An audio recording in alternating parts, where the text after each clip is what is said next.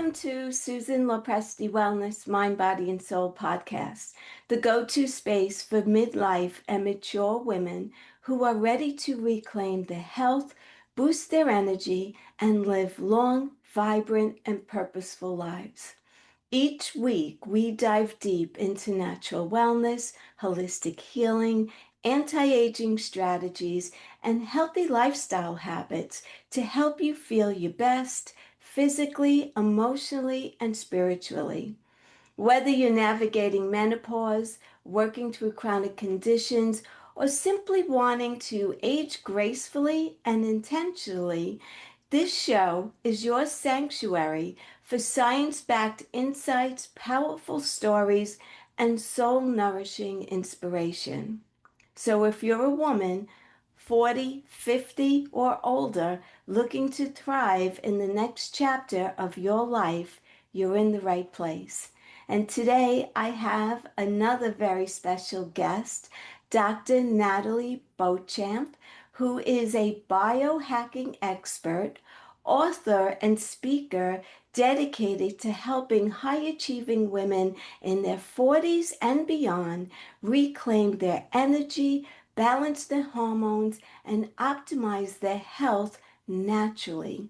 With a background in chiropractic and certification from the Institute of Functional Medicine, Nathalie has spent nearly 3 decades empowering others through integrative wellness strategies that fit real life. Her 90-day Reboot and Optimize program helps professional women to cut through health confusion and take practical, science-backed steps towards lasting vitality.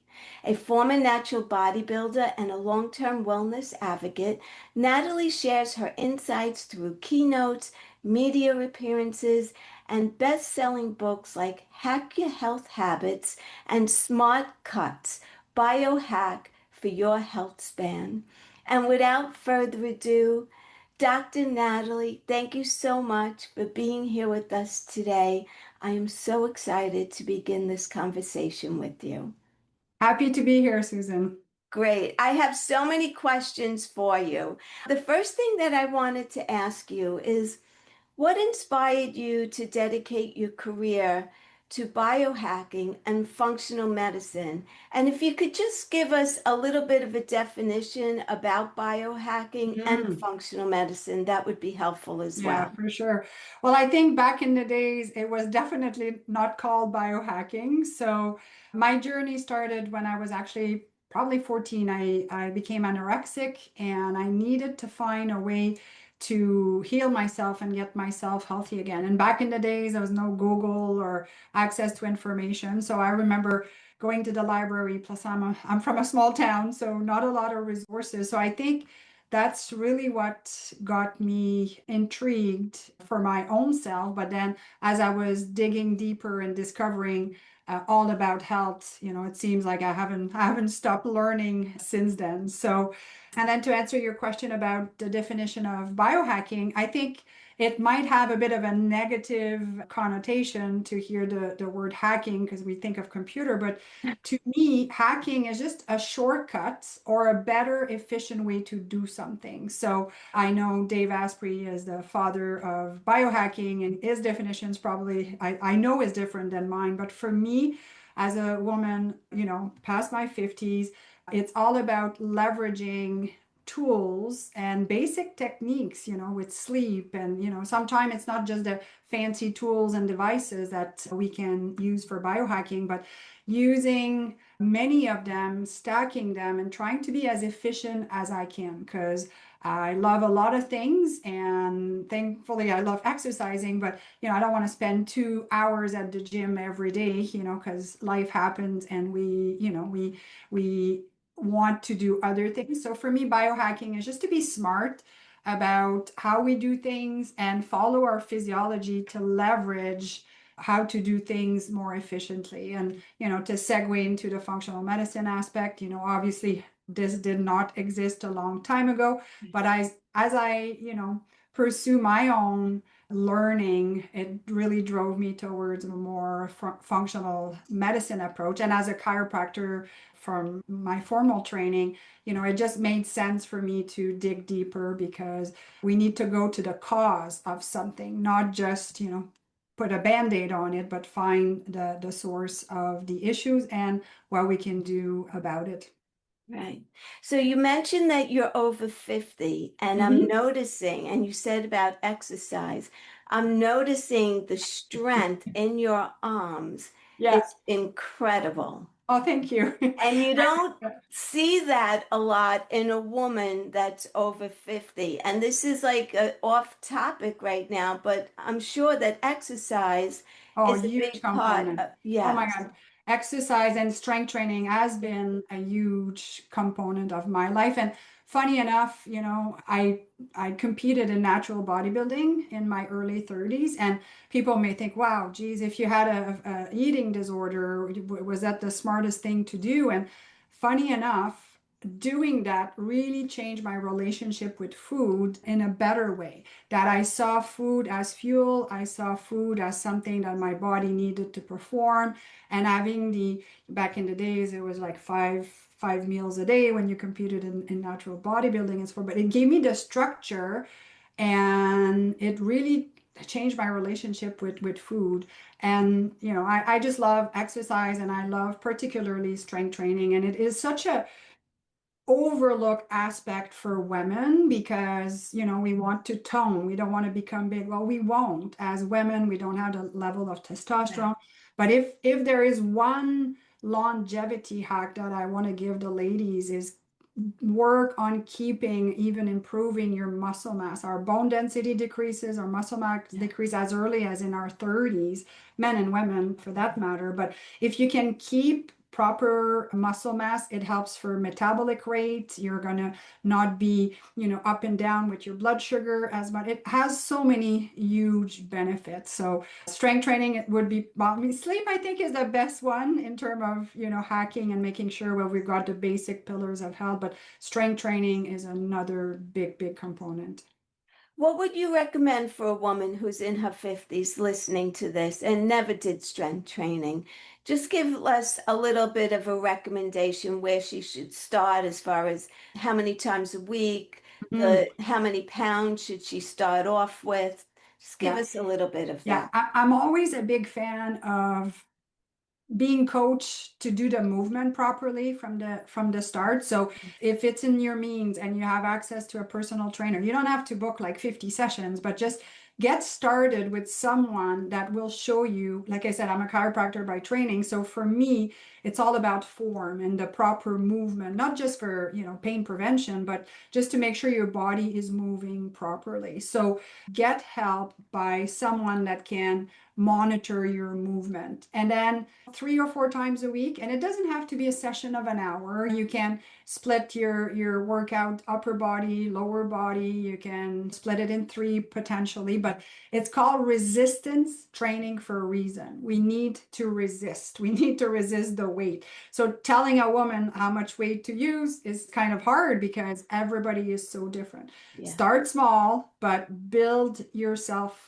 up to lifting something that will give you that resistance. So you're challenging your muscle and your muscle will grow, or at least you're going to keep your muscle mass. Right.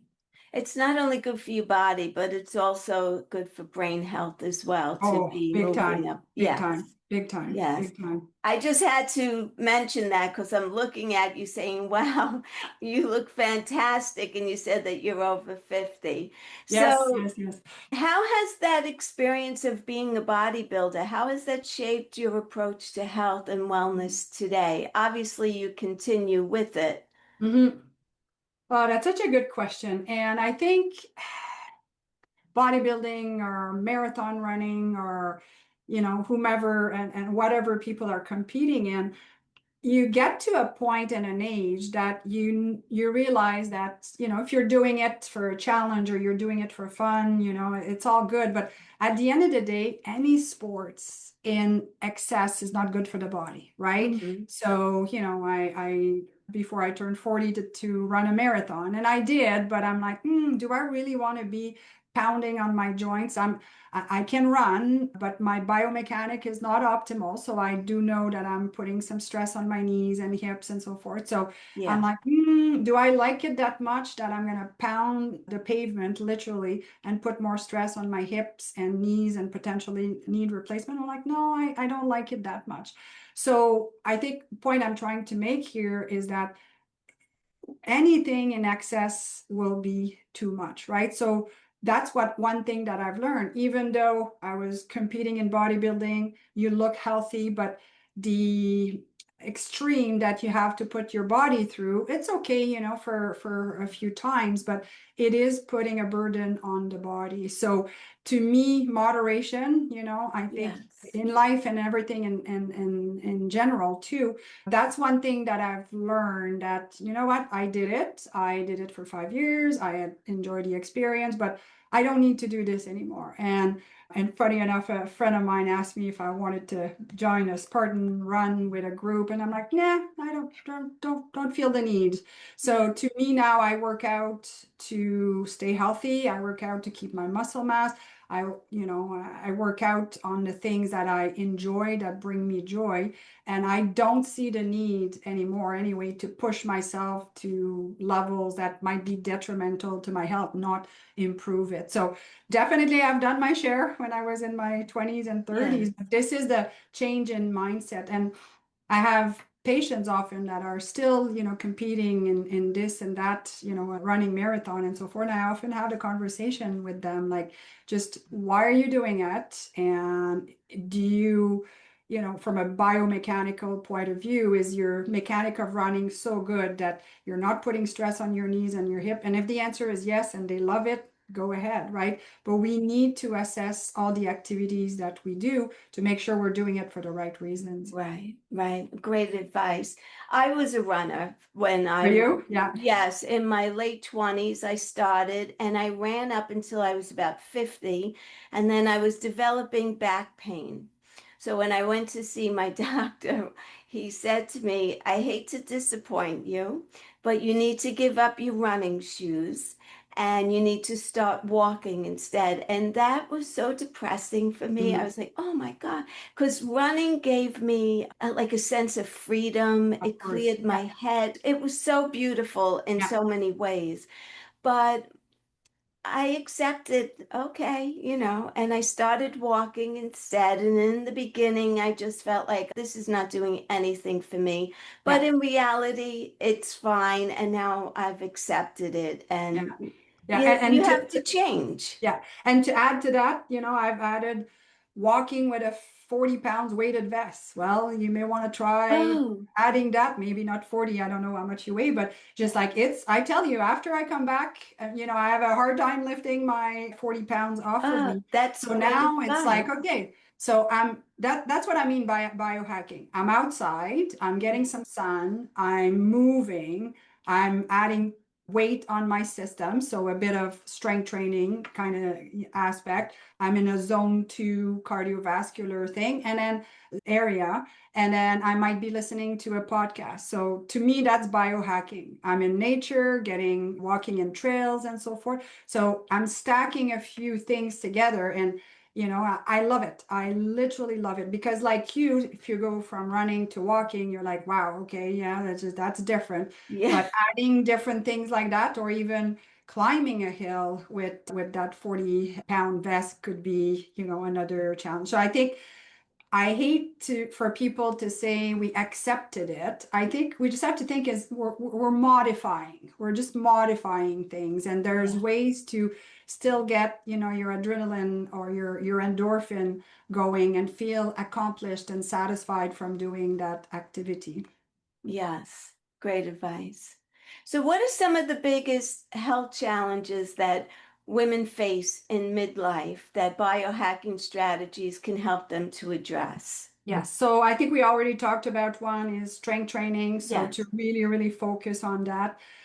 And in connection with this is our protein intake. I've never been a big fan, probably because of where I'm coming from, of counting calories. I mean, I'm sure I did at some point, but I focus on counting my grams of protein per day. That's my only macro that I'm really counting. So if I weigh 140 pounds, I'm trying to at least achieve 120 grams of protein per day. I'm very active. My work is active. I'm not sitting. So that's my goal. So I'll look at my day and say, okay, how much protein have I had so far? And just to keep it simple, like a closed fist is, let's say it's a chicken breast of that size, about 20-25 grams of protein. So I plan my day looking at my protein intake. And sometime I don't achieve my goal. I'm like, okay, well, I really need to do better tomorrow.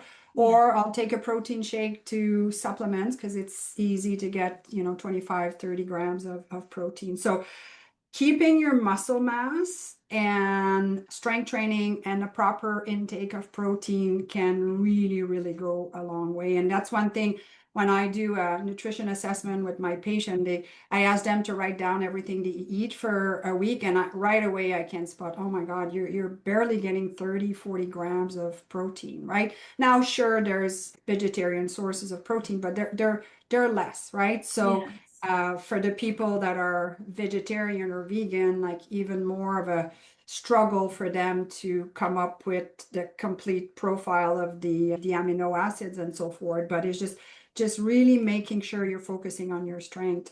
And when I say strength too, like it could be exercise like dead hang. So you grab a bar at the park, a monkey bar, and you just try to hold on for as long as you can.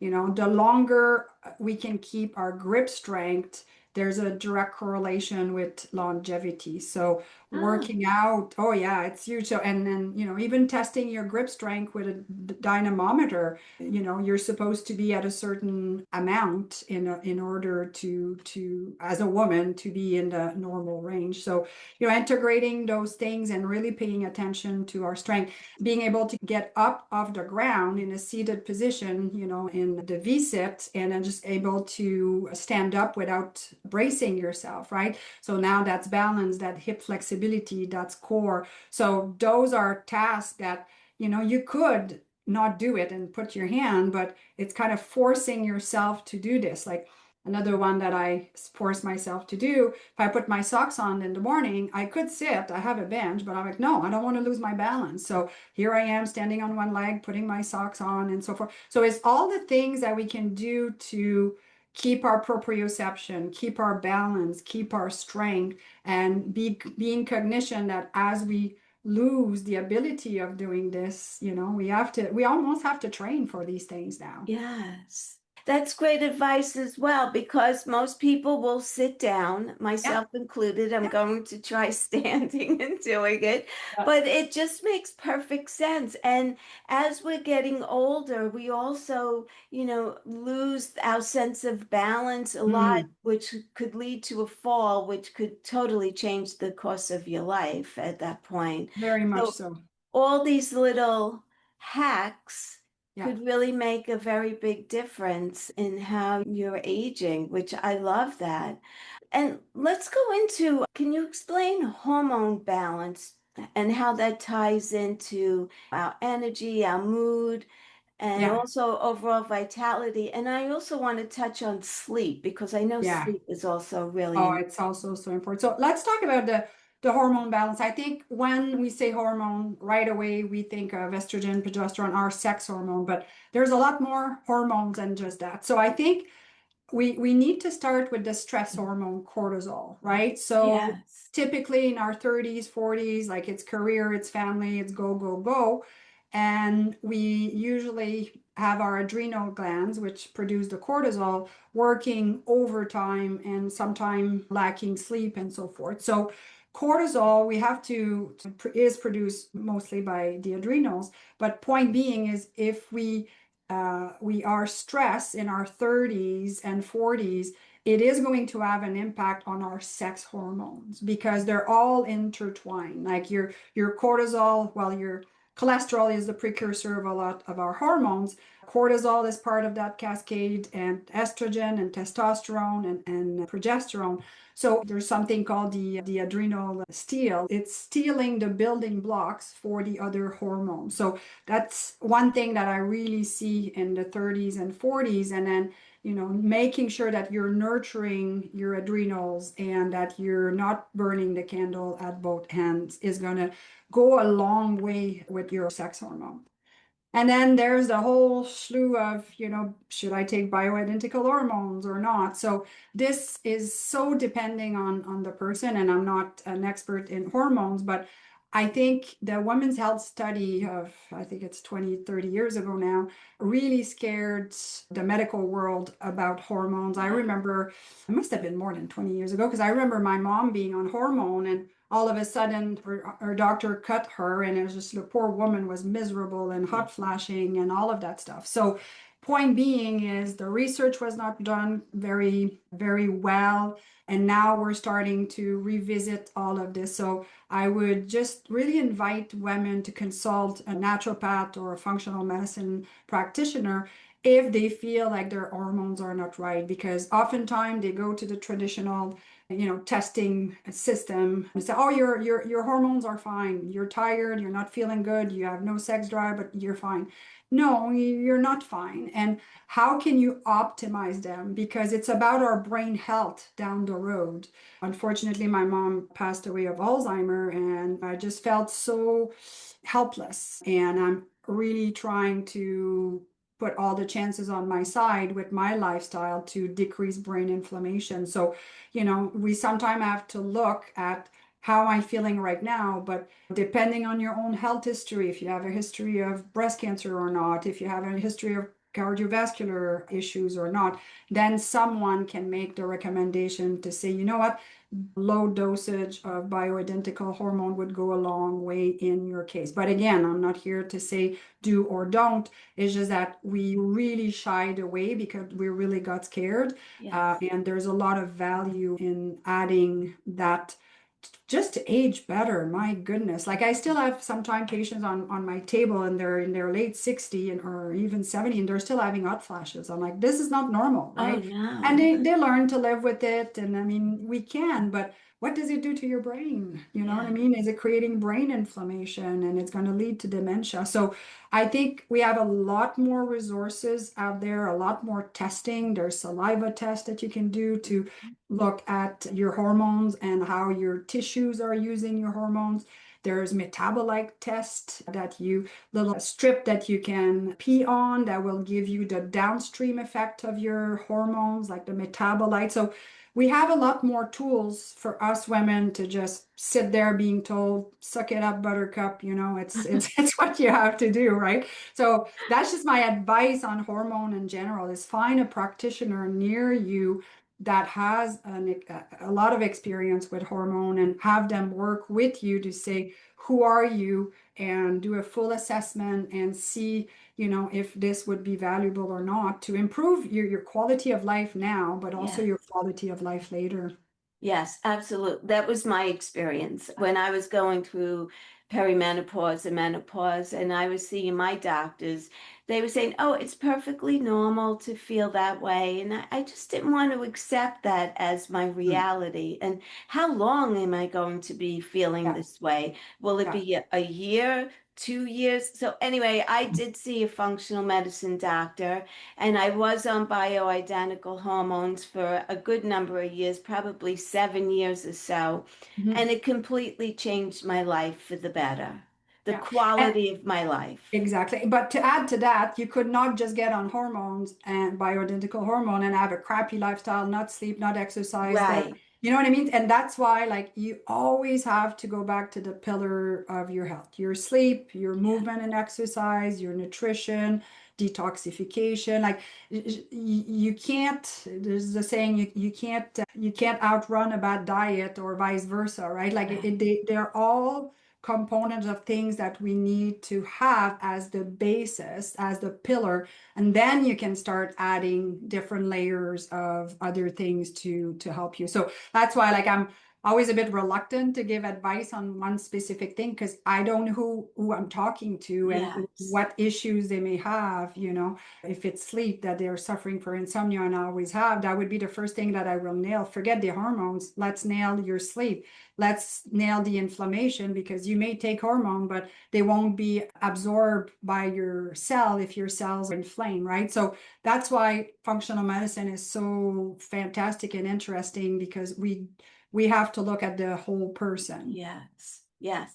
Well, at the time that I went to this functional medicine doctor, I found out that I had celiac disease, which was completely overlooked by so many other doctors. I was Wow. getting migraine headaches all the time. I was totally inflamed, aches and pains everywhere. And I was being told a woman my age is perfectly normal to be feeling like that. And I could not accept that. Yeah. And it changed the whole course of my life. It really Well, did. good for you to want to come up with solution as opposed to, Yes.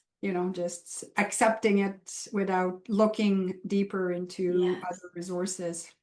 So let's go and talk about sleep. And also, I'd love to talk about brain health as well, because Yeah. you mentioned that your own mom passed from Yes. Alzheimer's. It runs in my family, and I actually test positive for the gene. So I do everything that I can to, Yeah, you're referring to the ApoE4? yes. Yeah, okay. Yeah. So, oh my goodness, sleep. It is so crucial for us to sleep. And I know that it seems pretty obvious, but one of the things that we didn't have before are sleep trackers. And I know myself that I thought I slept enough. I never was one to have insomnia or anything. But then I bought a device to track my sleep, and it's like, wow, I am not getting enough sleep. I might have been in bed for 7 hours or 7.5 hours, but I was barely getting 6 hours. So, and not the best and the greatest. So since it's probably been 6 or 7 years that I've been tracking my sleep, and it's such a great tool so you can pay attention. What did I do different last night that I didn't sleep properly? Mm-hmm. Excuse me for a second. Of course, when we record, there's got to be construction next door to you, right? Apologize for that. So I love those tools because they really help you focus on your habits and then you can tweak. So, I know myself, if I eat a heavy meal, then my sleep will be impacted. If I forgot to take, I have a series of supplement that I take before bed, it will be impacted. If I was exposed to too much bright light before I went to bed, if I didn't wind down with red light and I didn't have my usual wind down routine, it will be affected. If I didn't go out maybe in the morning to get some fresh sunlight in my eyes to start my day. So you can start tuning in more into your habits to say, okay, what is impacting my sleep? Obviously stress is a huge one, right? Like if you've had a busy day, you might fall asleep okay, but 2 or 3 o'clock in the morning, cortisol is peaking and boom, here you go. Or your blood sugar is dipping at 2 or 3 and then you're waking up. So it's to make sure that I know myself, I need a good protein and a good fat, close enough to bedtime, but not too close. So, I'm maintaining good blood sugar and it's not decreasing. So sleep is so crucial. Sleep is when we detoxify the lymphatic system, which is the Yeah. brain lymphatic system, works when we're sleeping. So sleep is a huge pillar. And I think unfortunately, we have too many things in our bedroom that disturb us, right? Like for people that have TV, for people that sleep beside their phones, it's easy, myself included, to just grab your phone and hop on Facebook and stroll. It's like, oh my goodness, it's been half an hour. Yeah, you might have it on the light setting for the evening, but still, what does it do to your brain, to your mind? Because you might have seen things that are a bit disturbing, right? So that sleep hygiene, is very important. Mouth taping, if you breathe through your mouth at night, it's something that you can do. I know that's part of my routine, my tape and my eye mask, because I like to have a very dark room. Cell phone is in the bathroom, not in my bedroom. If I am going to read on my iPad because I need to, I have those big, huge red light, red shade glasses to try to minimize, what's getting into my eyes. So it's really honoring and making your nighttime routine like something serious. Some people like to take a warm bath before they Yeah. go to bed, just whatever makes you unwind, whatever makes you makes your quality of sleep improve. And by tracking it, I think it's with the technology that we have, it's important. But on that note, with the watches, then during the day or even at night, you're getting Yeah. texts and messages, and that dopamine hit all the time. So there's a fine line with using technology that it's taking over your life versus using technology to harness some information that will help you tweak a certain thing. So I'm not a big fan of those watch for that purpose, because people are constantly being connected to the world. Yes. And when you're sleeping, it's like, oh no, let's disconnect. So Absolutely. I want to go back. You mentioned about eating a protein mhm. in the evening. So what do Yeah. you recommend? My go-to is usually a boiled egg. So Oh, you've got a okay. good fat, a good protein. So we always have boiled eggs in the fridge, and I'll just grab one. Sometime I'll have a protein shake, but not too late, because then I need to go to the bathroom because Yes. it was liquid. Sometime I make myself kind of a more thick protein shake, so a lot less water, kind of like a chocolate pudding. You could do almonds, you could do like a good protein and a bit of a fat is what we need to aim for. Okay. That's great advice. Thank you. So let's go on to brain health, Mhm. especially for women. So I think we need to look at, when we talk about Alzheimer, dementia, or even migraine for that matter, we're looking at brain inflammation. So, inflammation is probably the culprit for 95% of chronic diseases, right? That it is your diabetes, your cancer, your heart disease. So, it's brain inflammation, it's pancreas inflammation, it's heart inflammation. So, at the end, they're all inflammatory processes. So I always say the name of the game for us is to keep the inflammation at bay. So it's the food that are inflammatory that we want to stay away from. It's the seed oil and the abundance of omega-6 versus omega-3, which are the EPA, DHA via fish. It's stress that can give us inflammation. It's toxin that can give us inflammation. Our beauty product, the air we breathe, the water that we drink.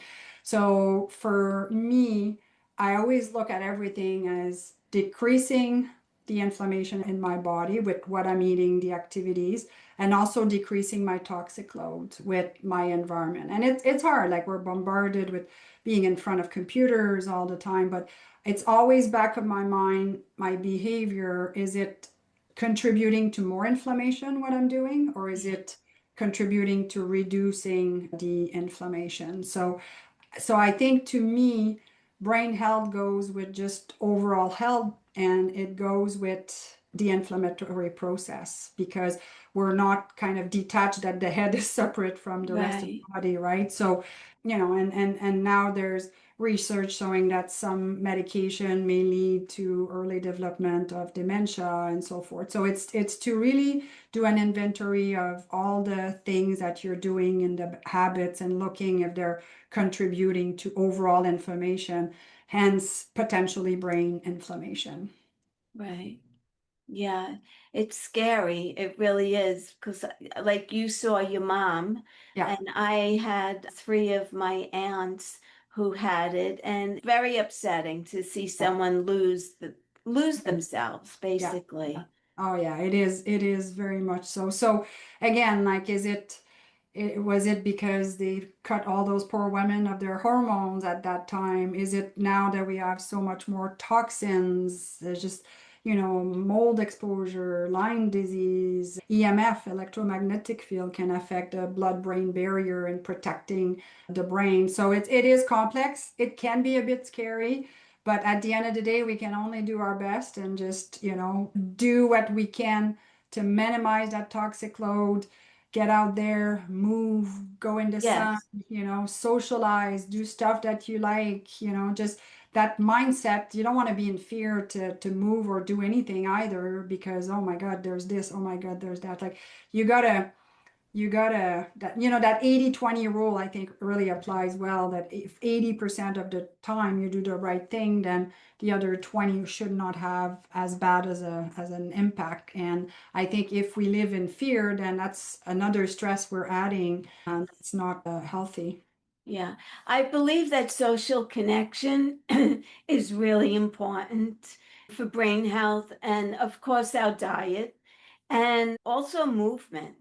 Yeah, To get out yeah. and move and exercise is really important. Now, I know you wrote two books. Yes. Can you tell us about your books? Yes, so actually I wrote 6 books, but the, Oh, the main big two are Hack Your Health Habits, and it's a 600-page book. It's almost like a Bible. I wow. used to joke, you get one in each hand and you can do bicep curls with them. That one is, oh my God, I've got everything in there: hormones, detoxification, workouts, like everything. But if think of the name, it's Hack Your Health Habits. So I really try to focus on, okay, you learned something in that chapter. Now, how are you going to integrate it into your life? So each chapter at the end, there's a reflection point, and then I use a kind of a hacking level system, like a level 1, a level 2, a level 3. So 11-1 would be, you read the chapter on toxic load, you realize your deodorant is toxic. Next time you're at the store, you're going to buy a different one. It's easy. It's a swap. You're already putting deodorant. So it's an easy habit to implement. A level 2 could be, you know what, we're eating out too often. I want to meal prep a bit more, once or twice a week, so we're ready. Well, that's a level 2. It requires a little bit more planning. And then a level 3 could be, I don't know, I have 30 pounds that I want to lose. So just knowing that we're not going to dress changing our habits the same way, and not setting ourselves up for failure to think that we can do 10 level 3 habit change in the next month. That's not realistic. So the book is really focusing on self inventory of all the things people learn, how they're going to implement, and then being realistic when and how it can be implemented. So it's really cool for that. And the second, or my second last book, called SmartCut, Biohack Your Healthspan, cutting edge strategy for performance and vitality, that I co-author with Dr. Paul Sly, is all about short protocol, kind of like the stuff that I just talked about. Yeah.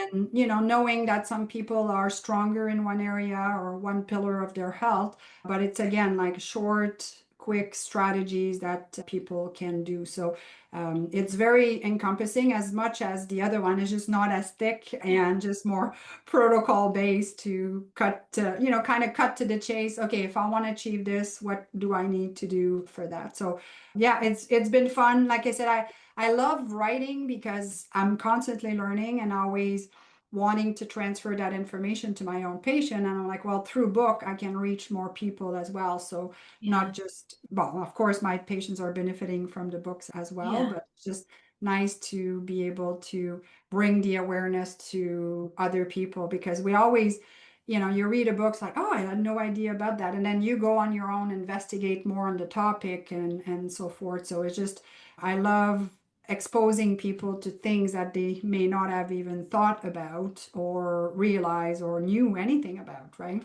Yeah, absolutely. So how can people find you, Dr. Natalie? Well, the books are all on Amazon, and my website, I made it short. So Dr. Nat, DRNAT, .life. that goes straight to my website, and drnatplaybook.com goes straight to biohacking playbook, 10 biohacks, sort of the information that we were talking about, and it can be downloaded for free as well. And do you see patients virtually if someone wanted to? Not really, because scope of practice, I'm in Canada versus in Oh, the US. So I do more lifestyle coaching and try to just, guide people of what resources they may have closer to them and closer to home. gotcha. But I do a lot of speaking. I do a lot of webinars. I have an online self-paced course. Oh, okay. Yeah, so that's another thing too that's available. So people want to dig deeper than just, let's say, the books. There's videos, and it's just taking you to the journey of bettering your lifestyle. And again, it can't all be done at once, right? Right. Because we want to get some small wins, and we want to see the progress. We don't want to set ourselves up for failure, and then we get discouraged, and then we just have such a huge setback, and it's just not good for the brain and the mind to do this to ourselves, right? Right. Yeah. So, any final thoughts you'd like to leave us with today? Yeah. So I'd say we have to think we only have one life, and I think we all know this. And the older we get, I think most women, if you're past your 50s or 60, you really start to understand that. So with that in mind, let's not make it more complicated than it has to be, and let's make it fun. Like, I'm all about fun now. Like, not that I don't have to do sometimes stuff that I don't like doing, like the dishes or whatever, but it's just we need to surround ourselves with more stuff that we enjoy and less of the stuff that is straining us, that it is physically or mentally. So that's my compass almost every day when I plan my days. Like, okay, I need to have some joy in my day. I need to make sure that I stay balanced even with everything that I need to do. And like I said, it doesn't have to be that complicated. I think with social media now, it gives us so much the fear of missing out, that you're not Yeah. doing this and you're not doing this. Like, it doesn't have to be that complicated. And oftentimes, let's say in one of the books, we talk about our weekly non-negotiable, or daily non-negotiable, or monthly. When I say that to people, you mean I don't have to do everything perfect every day? Hell no, that's impossible, right? And Right. people just go, oh, okay. Right. So if you look at your things you want to do, but you look at it during the week, then you don't have to do everything right in one day, right? So when we say that to people and have them do an inventory of what they're already doing and what they want to do, like people, like I said, the people's shoulder just go, oh, I don't have to do everything perfect, because it's impossible. It's impossible to Yes. do it all, right? And us as women, we put so much pressure on ourselves. Yes, we It's, do. yeah. Yes, we And we do. need to let that go. Yeah, yeah. But I think it's the beauty of getting older, that wisdom really kicks in, and it's just like, yeah, we do, but we can choose to not do it as much, and learn to say no. Like, exactly as I was saying, the things that don't bring us joy or satisfaction, it just sometimes we do things just because we used to do them, and not really think Yeah. about the enjoyment part of it or the necessity of it, right? Yes, absolutely.